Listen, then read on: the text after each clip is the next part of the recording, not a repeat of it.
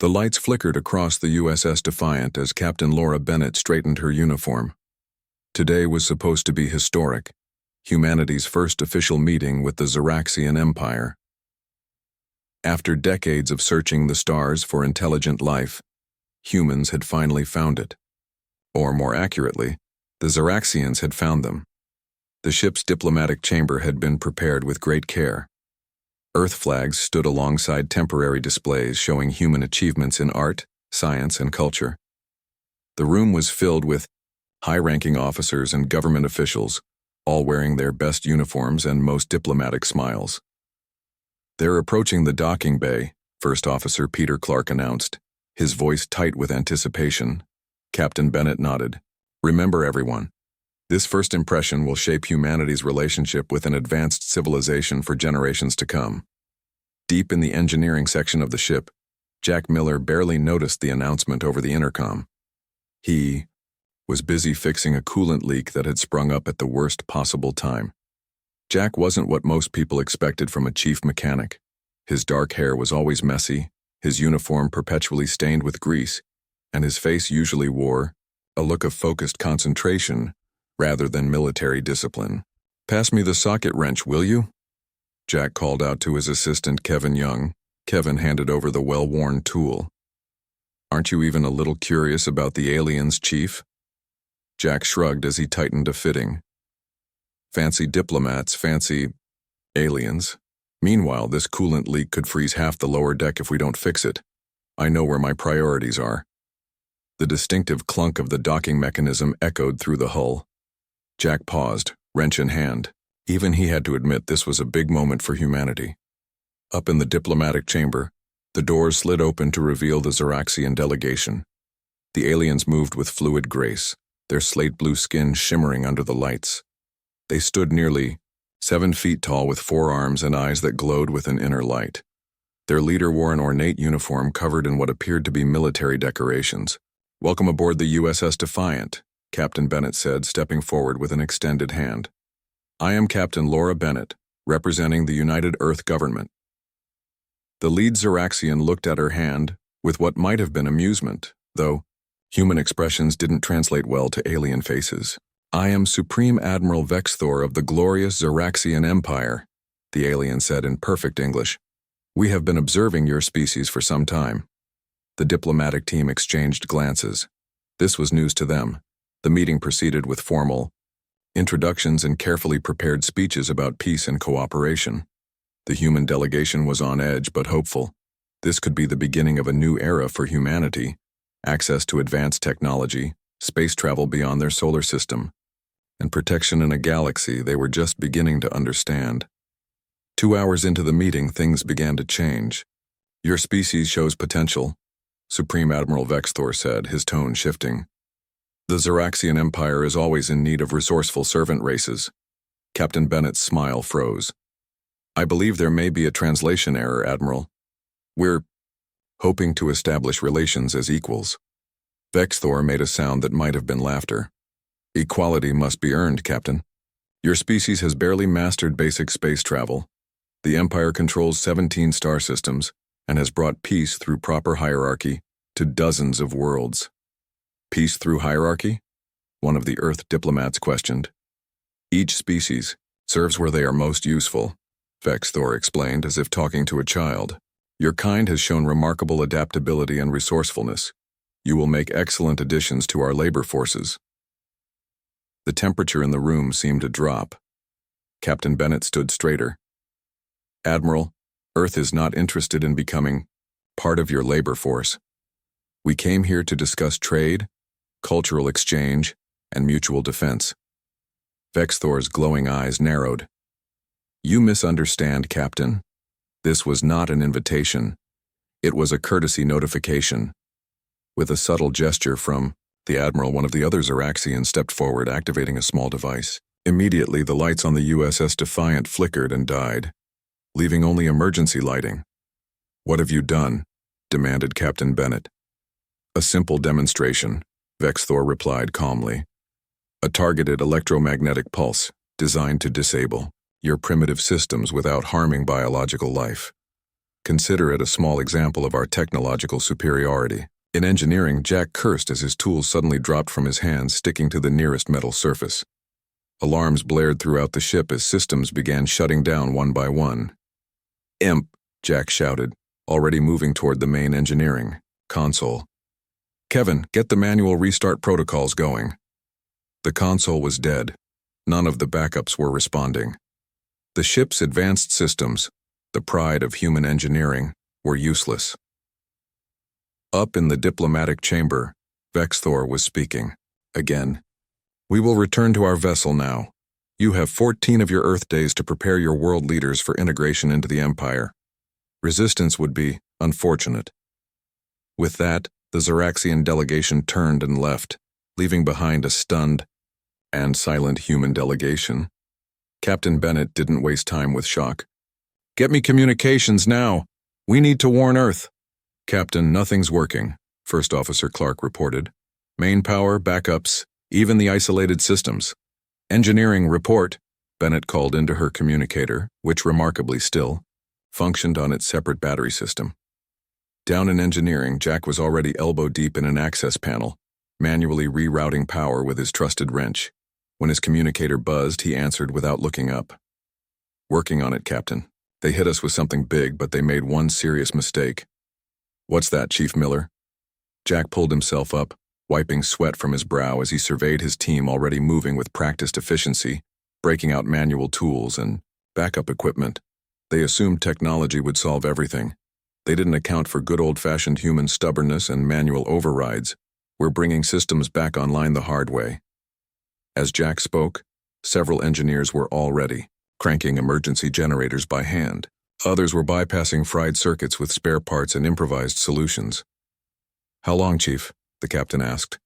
Jack grabbed his toolbox and moved toward the main reactor room. "Depends on the damage.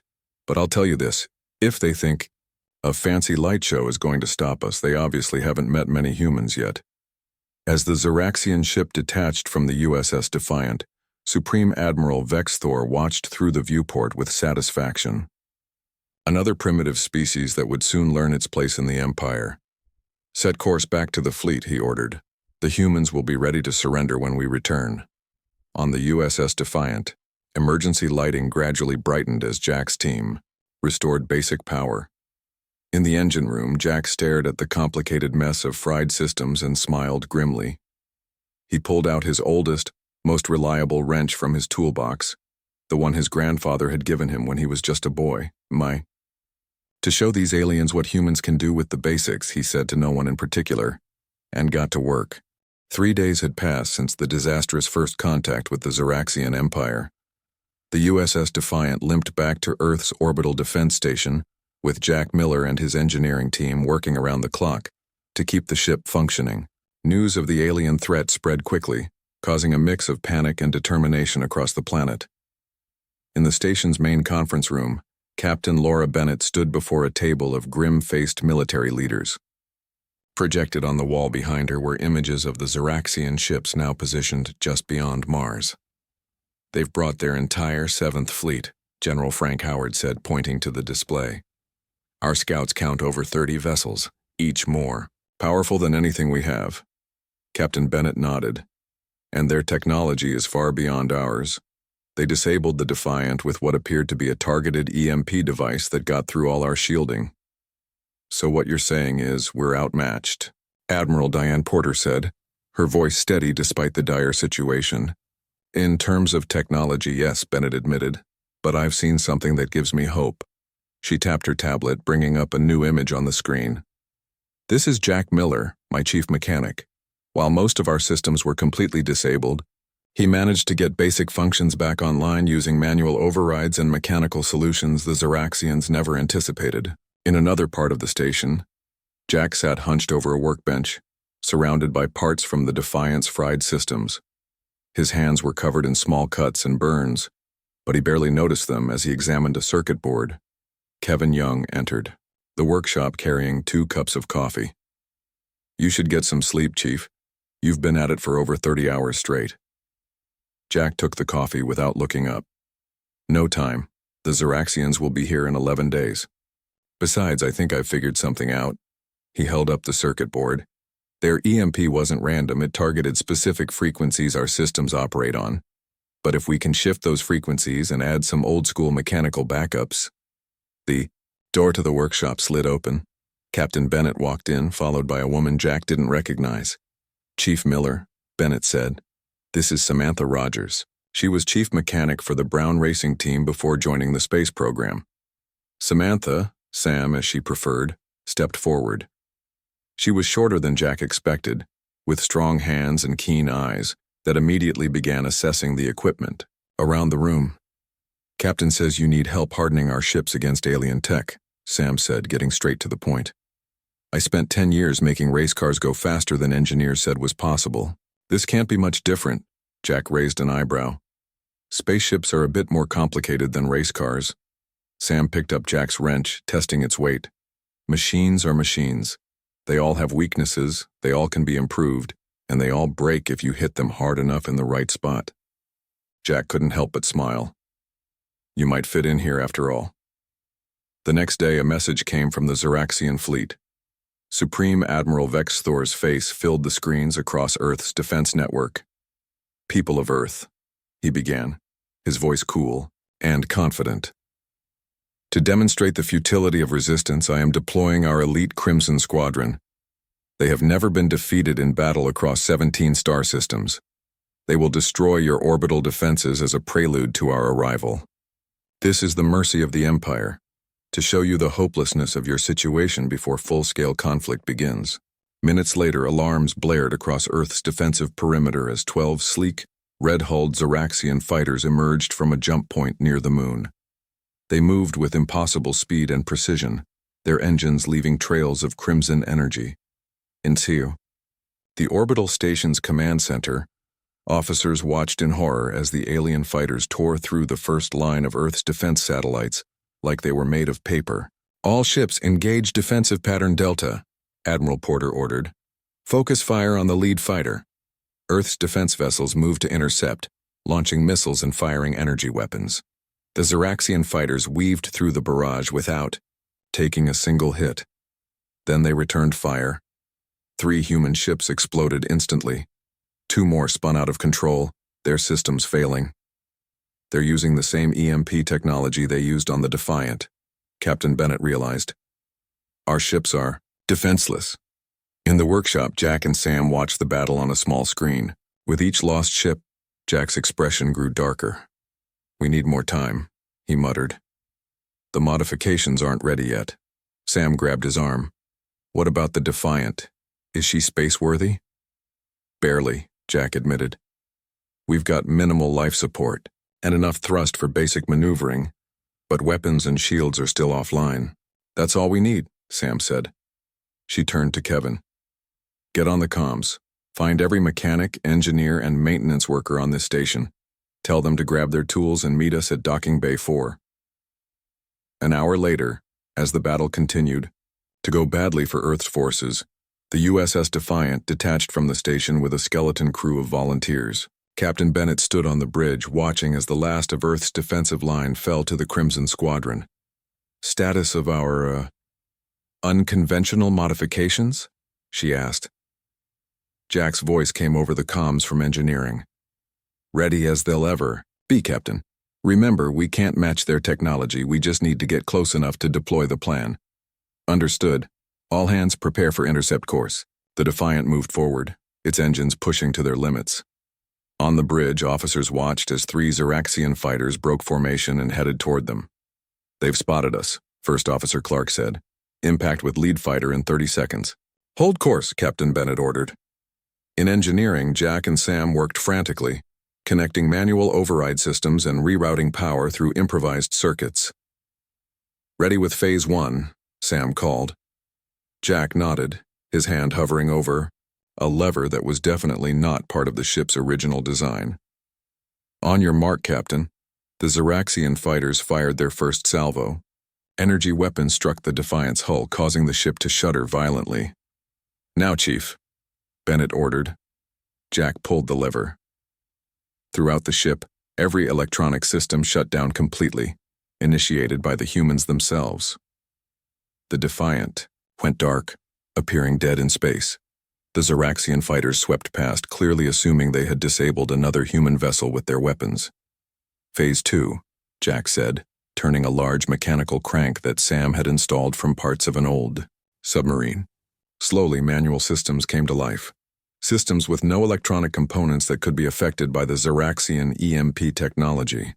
Outside, the Defiant's cargo bay doors opened mechanically. From within, 20 small maintenance pods emerged, each piloted by an engineer or mechanic. The pods, normally used for external hull repairs, had been modified with crude but effective magnetic grapples. "Repair team, you are clear to engage," Jack announced through an old-style radio system. "Remember, attach to their hulls and deploy the disruptors directly onto their engine housings." The maintenance pods swarmed toward the unsuspecting Zeraxian fighters who had already turned their attention back to the main battle. By the time the aliens realized what was happening, it was too late. The pods attached themselves to the smooth hulls of the fighters, and the mechanics inside began drilling, directly into the alien ships. "First blood to the grease monkeys," Sam said with fierce pride as they watched the first Zeraxian fighter spin out of control, its propulsion system compromised by a simple mechanical device attached directly to its hull. In the command center of the Zeraxian flagship, Supreme Admiral Vexthor received the unthinkable news. 3 of his elite Crimson Squadron fighters had been disabled by primitive human vessels that barely registered on their sensors. "Impossible," he snarled. "Recall the squadron. We will deal with these humans ourselves." As the remaining Zeraxian fighters retreated, cheers erupted across Earth's defense network. It wasn't a definitive victory, but it was something even more important. It was hope. Jack leaned against a console, exhausted but smiling. His trusty wrench sat on the panel beside him, slightly bent from being used to forcibly close a stuck airlock during the battle. "That was just round 1, he said to Sam. "And they'll adapt. We need to get every mechanic, engineer, and tinkerer involved. The Zeraxians think technology will save them, but they're about to learn what humans can do with a box of scraps and a deadline." Supreme Admiral Vexthor slammed his fist against the command console. The holographic display showed 3 of his elite Crimson Squadron fighters drifting uselessly in space, disabled by humans using what appeared to be maintenance pods and manual tools. "How is this possible?" he demanded. His second-in-command approached cautiously. "The humans are using mechanical systems, Admiral. Systems our EMP technology cannot affect." "Primitive solutions," Vexthor hissed. "Desperation tactics, yet effective," the officer dared to point out. "Our scans show they are adapting quickly. They are stripping electronic components from their ships and replacing them with manual alternatives." Vexthor's eyes narrowed. "No species has challenged the Empire this way before. It seems we underestimated human resourcefulness." He studied the tactical display. "Prepare the fleet. We will crush them with overwhelming force rather than precision strikes." Back on Earth's orbital defense station, the success against the Crimson Squadron had triggered a flurry of activity. What began as Jack and Sam's improvised solution had evolved into a coordinated effort. The station's largest hangar bay had been converted into a workshop where hundreds of mechanics, engineers, and volunteers worked to modify Earth's remaining ships. Jack stood on a raised platform addressing the crowd. Around him, people worked on everything from fighter craft to communication equipment. "Their advantage is technology," he said, raising his voice to be heard over the sounds of tools and machinery. "Our advantage is that they don't expect us to fight back with wrenches and duct tape." Sam approached, wiping grease from her hands onto her already stained uniform. "The modifications to the defense satellites are complete. They're now running on mechanical timing systems instead of computerized. Targeting, good," Jack nodded. "And the communication system? We've got 20 volunteers trained on the manual signal flags and light flashes. Not as fast as radio, but the Zeraxians can't jam it." An older man pushed through the crowd toward them. Alan Peterson had been a Navy engineer for 30 years before joining the space program. His weathered face showed the marks of decades spent repairing ships under difficult conditions. "Got something you should see," Alan said, leading Jack and Sam to a corner of the hangar where a strange device sat on a workbench. "What am I looking at?" Jack asked. studying the contraption of gears, springs, and what looked like parts from an old clock. We salvaged it from one of the disabled Zeraxian fighters, Alan explained. This is part of their backup navigation system. Notice anything interesting? Sam leaned closer. These are mechanical components. Exactly, Alan said. Even the mighty. Zeraxians don't trust electronics completely. They build mechanical backups into their critical systems. Jack's eyes lit up with understanding, which means mechanical disruption could affect them just as much as their EMPs affect us. I've been studying their ship designs from our scanner data, Alan continued. Their engines create a specific vibration pattern. If we could generate a counter vibration at the right frequency, we could stall their engines, Jack finished the thought. Sam, remember how we used to destabilize competitor engines in the racing circuit? Sam grinned. Harmonic resonance. If you vibrate something, at just the right frequency you can shake it apart. In the command center, Captain Bennett and Admiral Porter reviewed the latest intelligence on the Zeraxian fleet. They're regrouping, Porter said, pointing to the display. Looks like they're preparing for a full assault rather than sending in small squadrons. Bennett studied the formation. That gives us time. Jack and his team have something in the works. Captain, a communications officer called out. We're receiving reports from around the world. People are building makeshift pulse jammers based on Chief Miller's designs. They're setting them up everywhere. Porter raised an eyebrow. Civilians? Yes, ma'am. Garage mechanics, factory workers, even high school shop classes. They're using car parts, old radios, anything they can find. Bennett smiled slightly. The Wrench Rebellion. That's what they're calling it on social media. On the other side of the station, Jack tested the new device they had built based on Alan's discovery. The contraption looked like nothing more than a jumble of gears connected to a modified ship's propulsion unit. But when activated, it produced a specific vibration pattern. Will it work? Kevin asked, watching as Jack made final adjustments. Theory says it should, Jack replied. But we need to test it on an actual Zeraxian ship. Sam approached, holding a tablet. We've got volunteers ready to deploy these to all remaining defense vessels. Jack nodded. Good. But we need something bigger for the Defiant. He turned to Alan. Can we modify the main engines to produce this same frequency but at a much higher amplitude? It would put tremendous strain on the hull, Alan warned. But could we do it?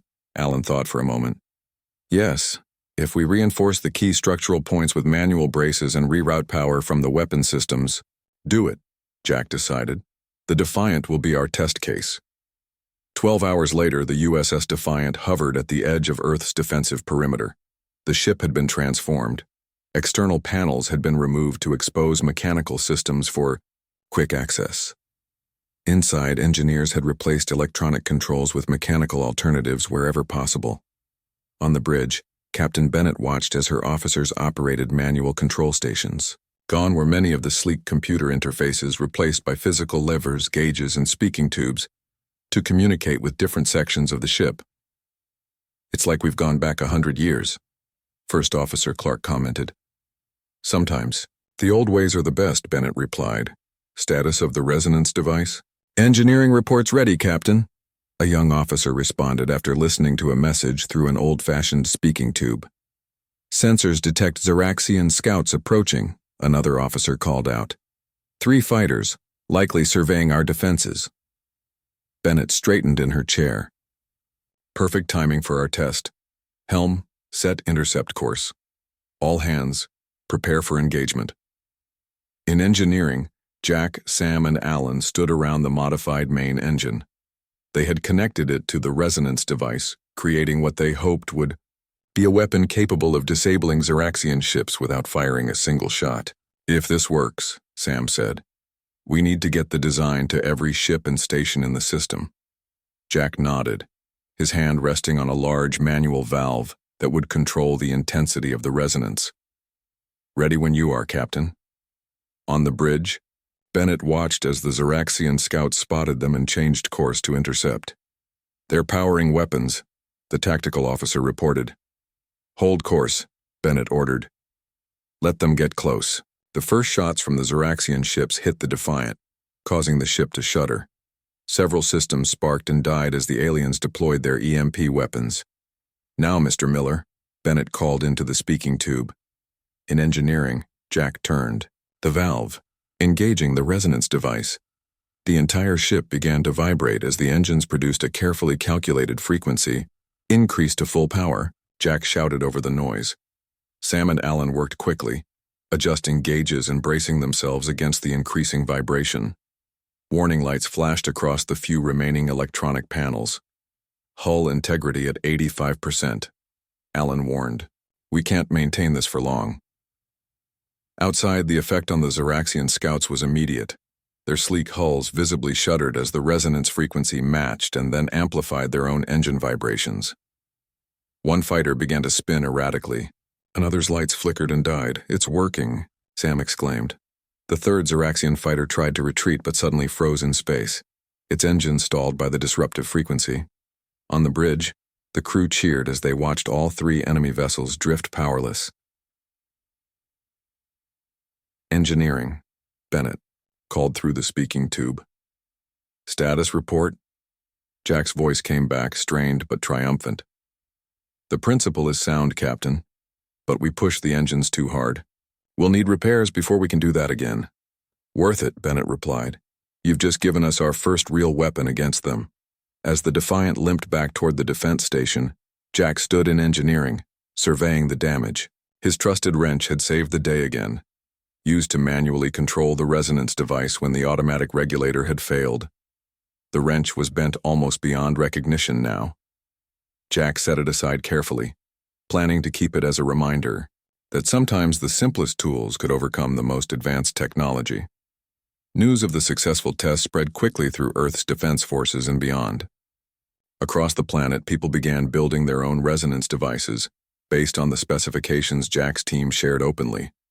In his command ship, Supreme Admiral Vexthor received the report of the lost scouts with growing rage and, though he would never admit it, a trace of concern.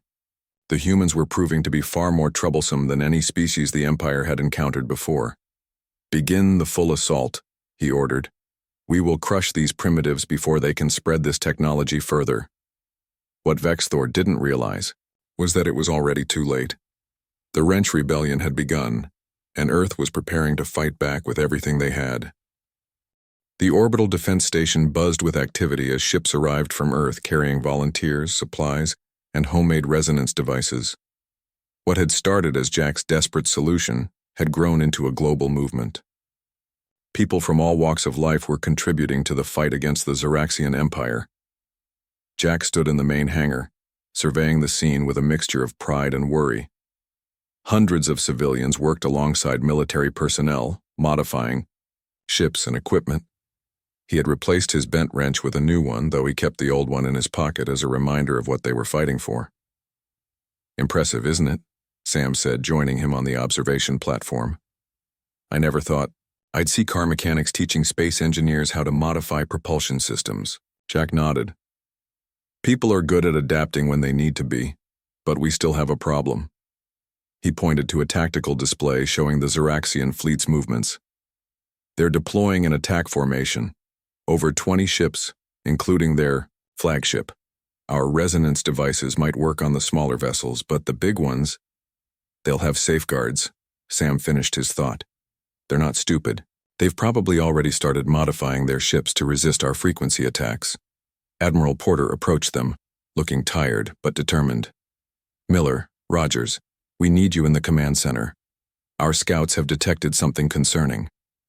In the command center, Captain Bennett stood before a large display showing a massive Zeraxian vessel moving to the front of their formation.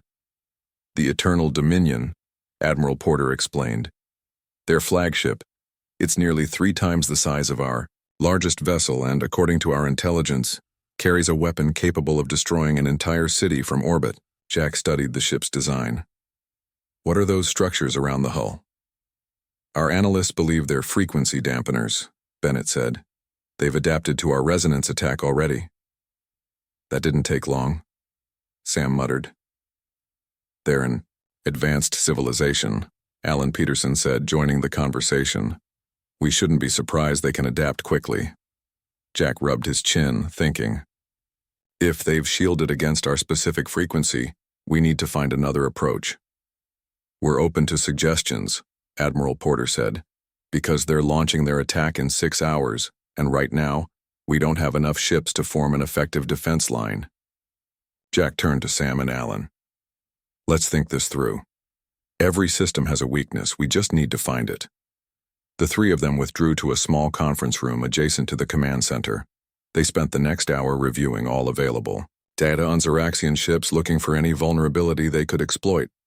Their shield technology is impressive, Alan noted. It adapts to energy weapons almost instantly. Sam pointed to a section of the display. But shields need power, and power means heat. Look at these thermal readings from the scout ships we disabled. See these vents along the lower hull? They're dumping excess heat. Jack leaned forward. That's it. Their shields might stop our weapons, but they can't stop physics. Everything generates heat, and heat has to go somewhere. So we target the cooling systems? Alan asked. Not exactly, Jack said. We use the heat they're already generating against them. He turned to Sam. Remember the problems we had with engine overheating in the desert races? Sam's eyes widened with understanding. The thermal feedback loop. If an engine can't dissipate heat properly, it triggers a cascading failure. And if we can force their ships to retain that heat, Jack continued, their own power systems would work against them, Alan finished. But how do we block their cooling systems? Our weapons can't penetrate their shields. Jack smiled. We don't need weapons, we need maintenance pods, volunteers, and a lot of thermal insulation foam. 2 hours later, Captain Bennett stood in the hangar looking skeptical as Jack explained his plan. Let me get this straight, she said. You want to send teams and maintenance pods to physically spray insulating foam onto the Zeraxian ship's cooling vents? Exactly, Jack confirmed. Their shields are designed to stop energy weapons and projectiles, not slow-moving pods they consider maintenance equipment, and certainly not foam that just sits there once applied. It's a massive risk, Bennett said. Those volunteers would be directly exposed to enemy fire. We can create distractions, Sam suggested. Use our remaining combat vessels to draw their attention while the pods approach from behind. Bennett looked at Admiral Porter, who nodded, slowly. It's unconventional, but that seems to be our only advantage in this fight. We'll deploy all remaining combat vessels as a distraction force. And the Defiant? Jack asked. The Defiant will lead the maintenance pod squadron. Bennett decided. I'll command the operation personally. As preparations continued, word came that the Zeraxian fleet had accelerated their approach. They would arrive in just 3 hours. They're trying to catch us off guard, Admiral Porter told the assembled crew. They know we're planning something. Then, we need to work faster, Jack said, turning to the volunteers gathered in the hangar. Everyone with engineering or mechanical experience, come with me. The rest of you, report to Sam for pod operation training. Time passed in a blur of activity. As maintenance pods were modified, insulation foam was prepared, and battle plans were finalized. Jack worked alongside mechanics and engineers, showing them how to modify the foam dispensers for maximum efficiency. An hour before the Zeraxian fleet's arrival, the defense station's alarm blared. A communication officer ran into the hangar. They're here early, he shouted. The fleet just jumped in at the edge of the lunar orbit. Jack exchanged looks with Sam and Alan. No more time for preparations, we go with what we have. In the command center, Admiral Porter directed Earth's remaining combat vessels into defensive positions. All ships prepare to engage, she ordered. Remember, your job is to draw their attention. Make yourselves the obvious threat. Captain Bennett took her place on the Defiance bridge. The ship had been further modified, with nearly all electronic systems replaced by mechanical alternatives. The bridge looked more like a submarine control room from the previous century than a modern spacecraft. Status of our maintenance pod squadron? She asked. All pods report ready, Captain, First Officer Clark replied. 48 pods, each with a 2-person crew and foam dispensers. And Chief Miller? In Pod 1, leading the operation personally. Bennett nodded. Signal Admiral Porter. The Defiant Squadron is ready to deploy. Outside, the Zeraxian fleet moved into attack formation. The massive flagship Eternal Dominion positioned itself at the center, surrounded by cruisers and fighters. Supreme Admiral Vexthor stood on the command deck, watching as his ships prepared to crush the human resistance. Humans have deployed their combat vessels, an officer reported. They appear to be forming a defensive line. A pathetic attempt, Vexthor said dismissively. Begin the attack. Target their largest vessels first. The Zeraxian fleet opened fire, their advanced weapons blazing across space toward Earth's defensive line. The human ships returned fire, engaging the enemy in a desperate battle. Meanwhile, the USS Defiant and its squadron of maintenance pods slipped away from the defense station, moving on a trajectory that would bring them around behind the Zeraxian fleet. In his maintenance pod, Jack checked the simple controls one last time. Beside him, Kevin Young looked nervous but determined. Remember, Jack said through the communication system to all pods, approach slowly. Their automated targeting systems are designed to ignore anything moving below a certain speed. Once you reach a cooling vent, apply the foam and move to the next target. Don't stop. Don't hesitate. The pod squadron moved slowly through space, using the moon's gravity to slingshot them toward the rear of the Zeraxian formation. Ahead, they could see the massive engines of the enemy ships glowing with energy as they powered the fleet's weapons. This is it, Jack said as they approached the first Zeraxian cruiser. All pods begin approach. May the best mechanics in the galaxy show these aliens what humans can do with a little ingenuity and a lot of determination. The battle for Earth had truly begun, and its fate now rested in the hands of a mechanic and his makeshift team, armed with nothing more than foam, dispensers, and an understanding of basic thermodynamics. Jack guided his maintenance pod toward the massive hull of a Zeraxian cruiser. Ahead of him, the other pods had already begun their mission, approaching different enemy ships with slow, deliberate movements that kept them under the aliens' detection threshold. Remember, he said into his communicator, target the main cooling vents first. They'll be the largest openings along the engine section. Beside him, Kevin monitored their approach.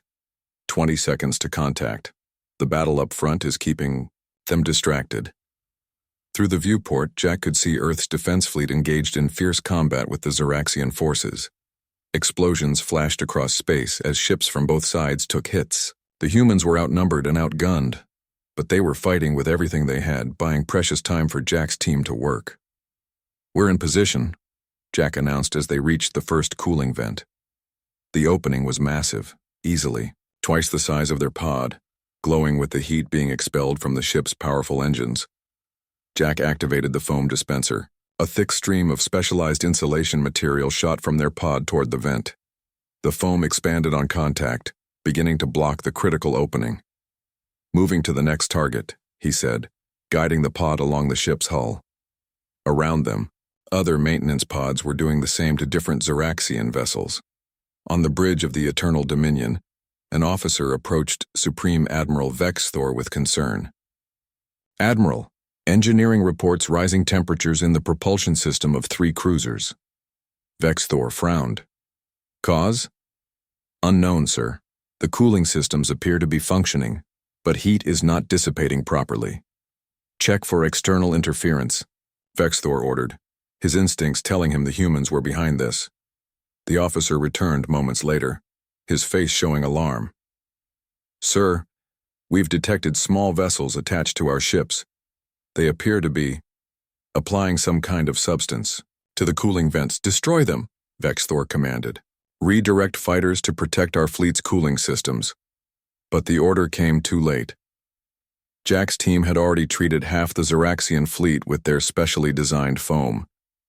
The effects were beginning to show as warning lights flashed across the enemy vessels. In her maintenance pod, Sam worked with focused efficiency, applying foam to a cooling vent on one of the Crimson Squadron's remaining fighters. Beside her, a young mechanic named Lisa watched their surroundings. Zeraxian fighters incoming, Lisa warned. They've spotted us. Sam finished applying the foam and quickly maneuvered their pod away from the vent. All pods, be advised, they're onto us. Complete your current target and prepare for evasive action. Jack acknowledged the warning as he finished treating a second cooling vent. Everyone, Remember your training. Use the ship's own structures as cover. Their weapons are designed for distance combat, not for targets directly against their hulls. The maintenance pods scattered as Zeraxian fighters swooped in, trying to pick them off. Several pods were hit, their occupants forced to use emergency evacuation systems. But most of the human craft used the massive Zeraxian ships as shields, staying close to the hulls where the enemy weapons couldn't target them effectively. On the USS Defiant, Captain Bennett watched the battle unfold. Status of Miller's operation? 60% of enemy cooling systems compromised, First Officer Clark reported. Their ships are beginning to show signs of overheating. Bennett nodded. Good. Prepare to engage the flagship directly. We need to keep them from focusing on the maintenance pods. The Defiant moved toward the Eternal Dominion, its manually operated weapon systems targeting the massive vessel. The flagship responded immediately, turning its considerable firepower on the human ship. Take us in close, Bennett ordered.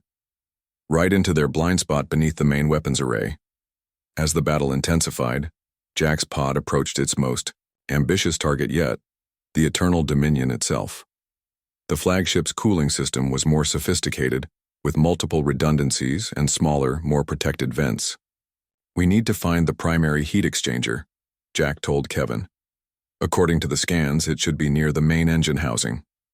They navigated carefully along the enormous ship's hull, avoiding detection by staying within the shadows of the vessel's external structures. Finally, they located what they were looking for, a massive vent complex that pulsed with the heat of the ship's powerful systems. This is it, Jack said. If we can block this, the entire ship will begin to overheat. The pod moved into position, but just as they prepared to deploy the foam, a direct hit from a Zeraxian defensive turret rocked their small craft. Warning lights flashed as their systems began to fail. We're losing power, Kevin reported, frantically working the manual controls. The foam dispenser is damaged. Jack unbuckled his harness. Keep us positioned. I'm going out. What? That's insane. No choice, Jack said, grabbing his spacesuit helmet. We only get one shot at this. He sealed his suit and grabbed his trusty wrench, the new one, still straight and strong. Open the airlock when I signal. Moments later, Jack floated in. Open space, tethered to the maintenance pod by a thin safety line. In one hand he held his wrench, in the other a container of the insulation foam with a manual release valve. He pushed himself toward the cooling vent, using controlled bursts from his suit's thrusters. The heat coming from the vent was intense, even through his protective suit. Jack could feel sweat forming on his forehead as he maneuvered into position. Using his wrench, he pried open the manual release on the foam container and began applying the insulation directly to the vent. On the bridge of the Eternal Dominion, alarms began to sound. Sir, primary cooling system efficiency dropping rapidly, an officer reported to Supreme Admiral Vexthor. Temperature in the main reactor rising. What is happening? Vexthor demanded. A view screen showed Jack, a tiny figure against the massive ship, manually applying foam to the cooling vent. One human? Vexthor said in disbelief. One human is doing this? Sir, we need to power down weapon systems or risk a cascade failure, another officer warned. Vexthor slammed his fist on the console. Impossible. We are the Zeraxian Empire. We will not be defeated by primitives with hand tools. But physics didn't care about empires or pride. As Jack finished applying the foam, the Eternal Dominion's cooling system efficiency dropped below critical levels. Throughout the massive ship, systems began shutting down automatically to prevent catastrophic overheating. Jack pushed away from the now blocked vent and signaled to Kevin. As the pod's airlock opened to retrieve him, he looked back at his handiwork with satisfaction. Across the battlefield, the same scene was playing out on dozens of Zeraxian vessels. Ships that had dominated countless star systems were now powerless, their advanced technology rendered useless by simple insulation foam applied by determined humans with basic tools. Admiral Porter's voice came over the general frequency. All Zeraxian vessels appear to be powering down weapons and propulsion. They're raising white flags on their communications channels. A cheer went up from the human forces. The impossible had happened. Earth had stood against the mighty Zeraxian Empire and won.